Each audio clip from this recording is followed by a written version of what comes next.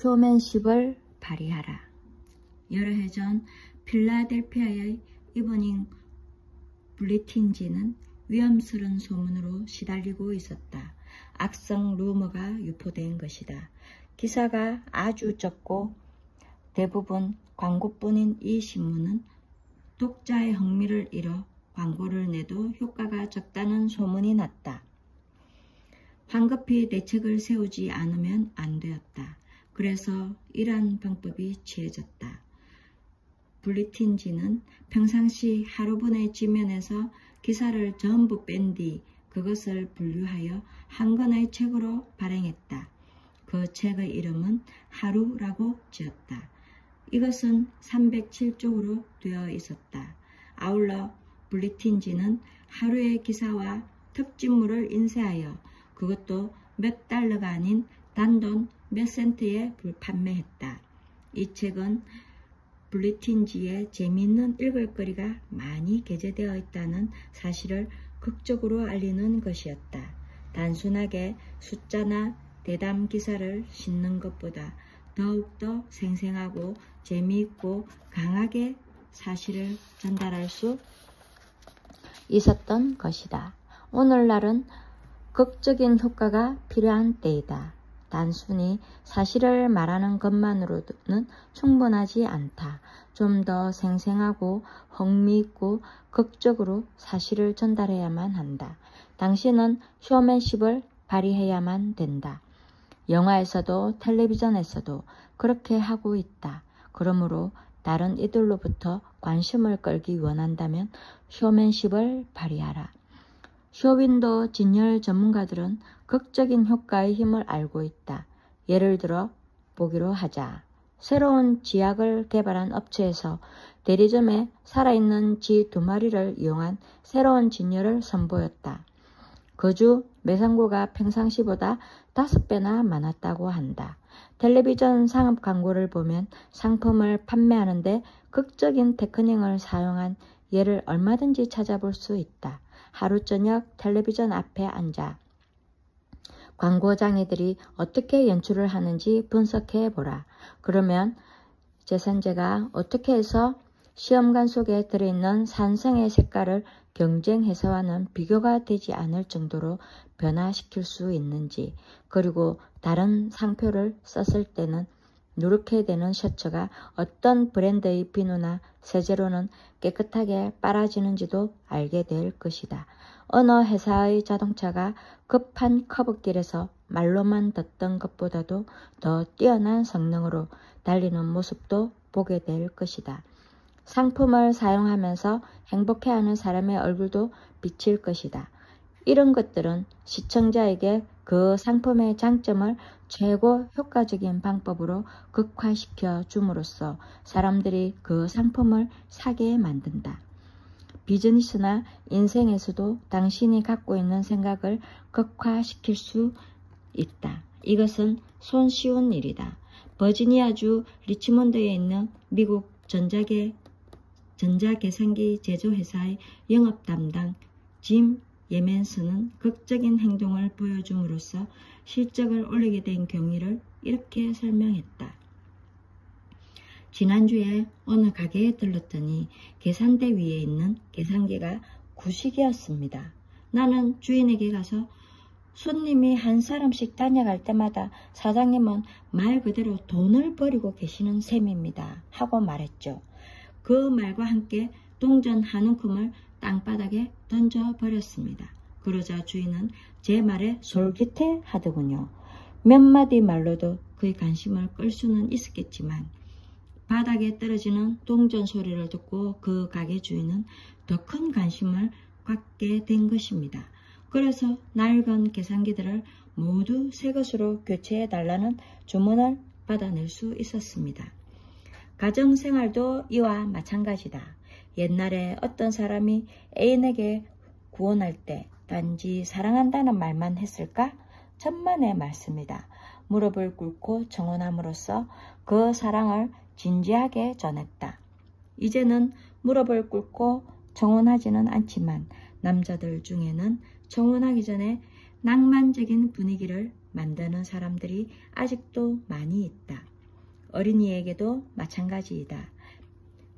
엘라베마주 버밍햄에 거주하는 조비 펜트 2세는 5살짜리 아들과 3살짜리 딸아이에게 장난감을 정리하도록 만드는 일이 힘든 나머지 기차놀이라는 게임을 발명했다. 아들 조이 녀석을 세발 자전거의 엔지니어로 임명하고 딸 자네트의 수레차를 뒤에 부착했다. 그리고 놀이가 끝난 저녁에 수레에다 석탄을 모두 싣게 하여 오빠가 동생을 태우고 방을 한 바퀴 돌게 했다. 이런 방법을 사용했더니 방이 깨끗이 정돈되었다. 훈계하거나 나무라거나 위협을 하지 않아도 됐던 것이다. 인디애나주의 미사와카에 있는 메리 캐드린 울프는 직장 문제로 사장과 의논해야겠다고 생각했다. 월요일 아침 사장과 약속을 하려 했으나 사장이 몹시 바빠 주말에 다시 한번 비서에게 신청해보라는 말만 들었다. 비서는 사장의 스케줄이 꽉 짜여 있지만 약속을 한번 잡아보겠노라고 했다. 그녀는 그때 있었던 일을 이렇게 말했다. 일주일이 다 지나가도록 비서한테서 연락이 오지 않았습니다. 비서에게 일이 어떻게 된 거냐고 물을 때마다 사장의 일정이 꽉 잡혀 있다는 이유만 대더군요. 금요일 아침이 되어도 분명한 언질이 없었습니다. 저는 주말 전에 정말 사장을 만나 이 문제를 상의드리고 싶었으므로 혼자서 연구를 해보았습니다. 그래서 이렇게 했습니다. 사장에게 공식적인 편지를 한 통 써서 일주일 내내 많이 바쁘신지 잘 알고는 있지만 사장님과 상의드리는 일이 중요하다는 뜻을 전했습니다. 편지 속에 깁 용지와 제 이름 앞으로 된 봉투를 넣은 후 저한테 다시 붙여주십사 하는 부탁을 드렸습니다.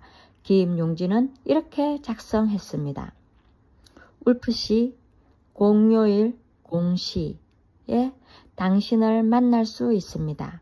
당신과 공분간 이야기할 수 있습니다.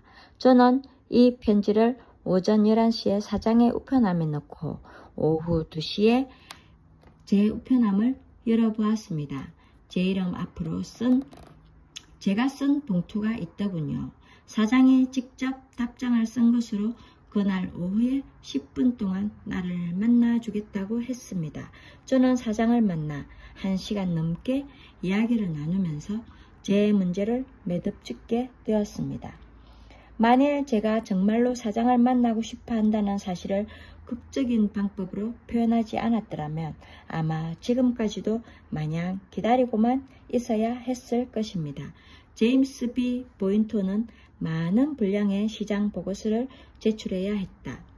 그 회사에서는 어느 유명한 콜드크림에 대해 철저한 연구를 방금 끝낸 상태라서 소비 시장의 경쟁 상황에 관련한 자료가 당장 필요했다.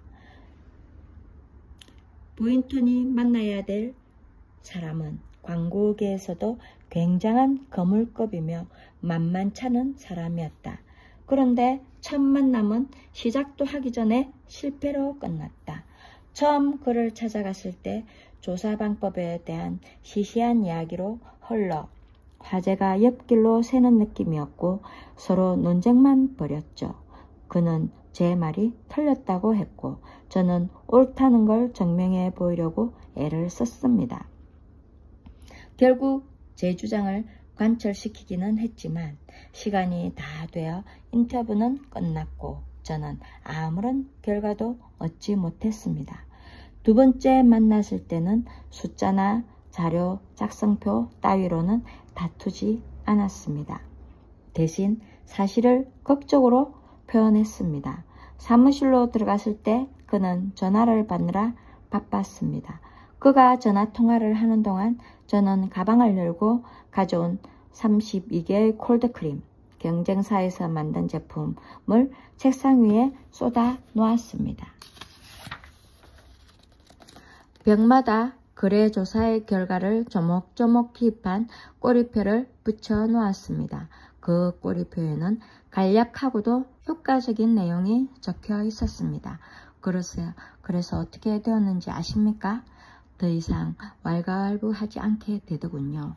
새롭고 색다른 일이 벌어졌습니다. 그는 콜드 크림병을 하나씩 손에 들고는 꼬리표에 글을 읽어보더군요. 그때부터 서로 우호적인 말이 오고 가면서 그가 몇 가지 추가 질문을 했습니다. 상당히 관심을 가진 눈치였습니다.